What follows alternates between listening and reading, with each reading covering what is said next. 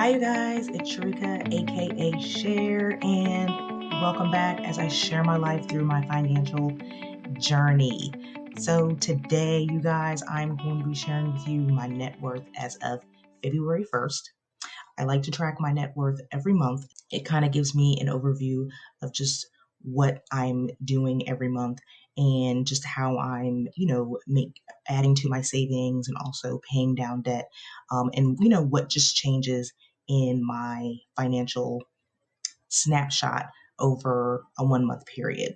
I choose to do it on a monthly basis because I like seeing it on a monthly basis. Maybe, as I have bigger milestones, I will probably do it on a quarterly basis. But right now, I like to see on a monthly basis, especially as I pay down debt and try to build up my savings at the same time.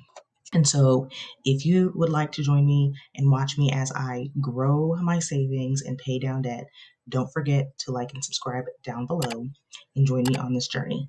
So, I've got my net worth spreadsheet up right here. And so, I track my net worth in Microsoft Excel for right now. I do use YNAB for my budgeting, and YNAB stands for You Need a Budget.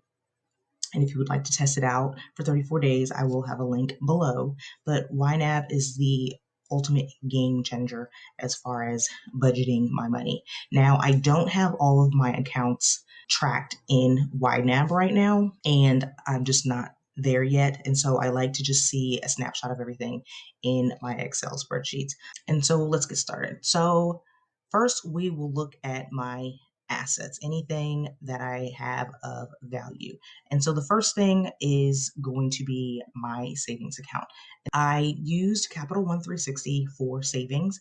I don't calculate my main primary checking account into my assets because that money is pretty much already budgeted out to go many different places. And actually some of the money in my savings is actually budgeted out to go different places, but it's less likely. So I only track the money that is in my Capital 360 account. And the total as of February 1st was 15,620 and 96 cents.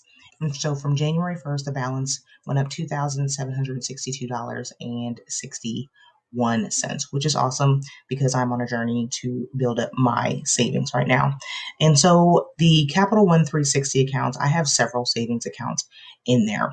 I have an account for my home, an account for auto maintenance, I have a new car fund. I also have my emergency fund. I have a vacation fund right now, which obviously has $10 in it, and I haven't really been putting anything in there. And then I have a random savings account.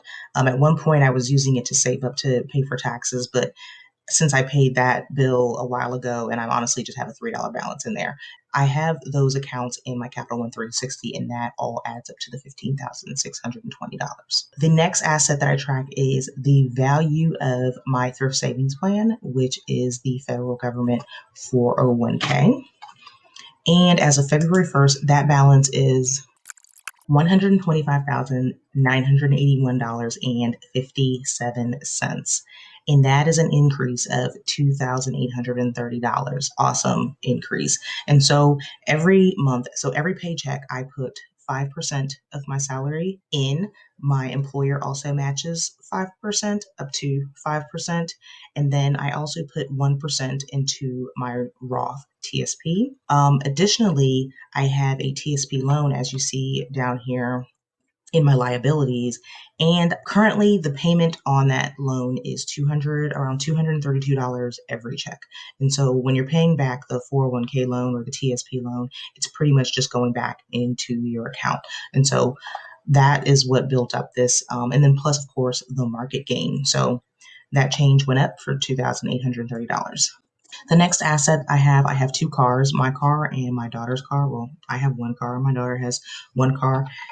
And I'm sure the values of these are a little higher. I just like to slap $6,000 in there just because I'm lazy to look up the values again. But I do have it on my YNAB, and I change that quarterly.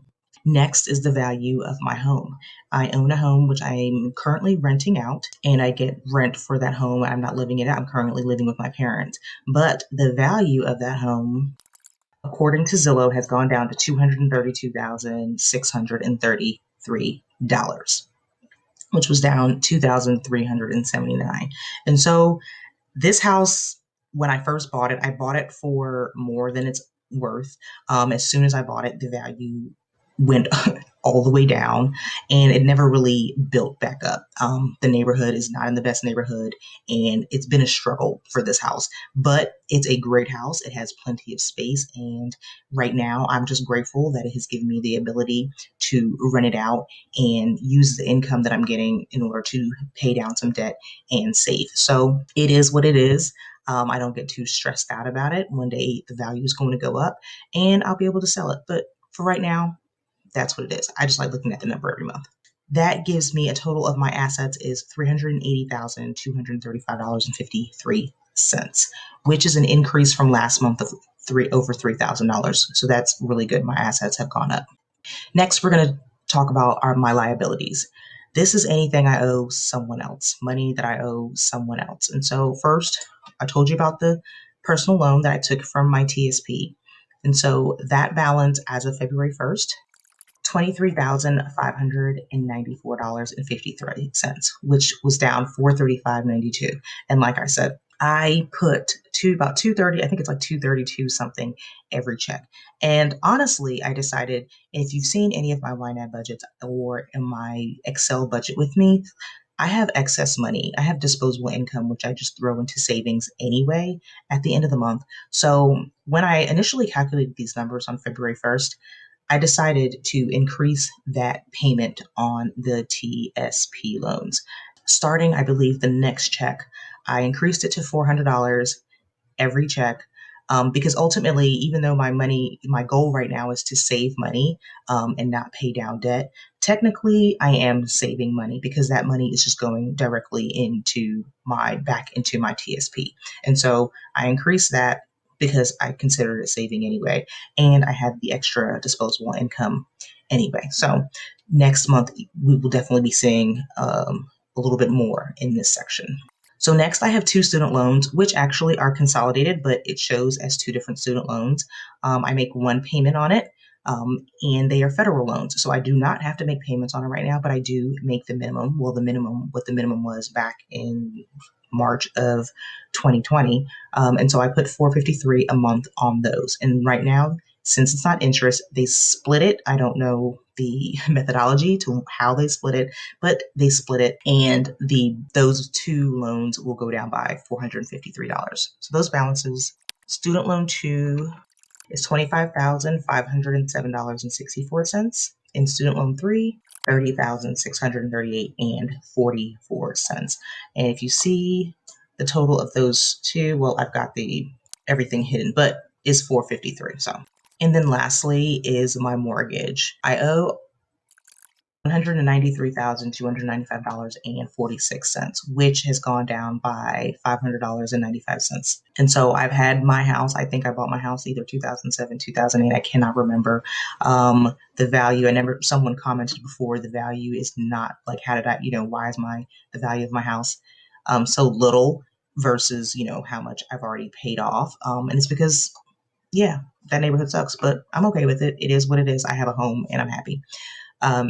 The total liabilities is $273,036.07, which has gone down about $1,300 for the month. And so as long as it's going down, I'm happy. Like I said, one of my focuses for this year is to definitely save. So I'm definitely doing that, and I'm happy about that. My net worth for February 1st, $107,199.46. So having a net worth over $100,000, I'm definitely happy. And based off of January 1st, it has gone up. And so I'm definitely excited about that.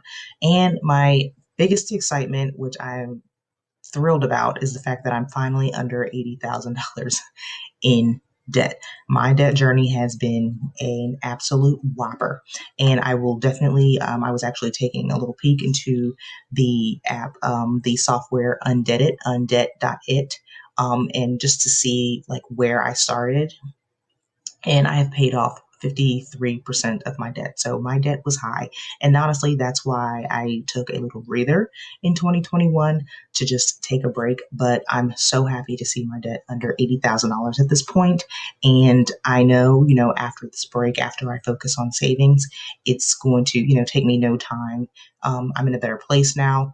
I'm definitely making a little bit more income, and I just have the strategy to just pay it off faster come 2022. So I'm definitely excited about that.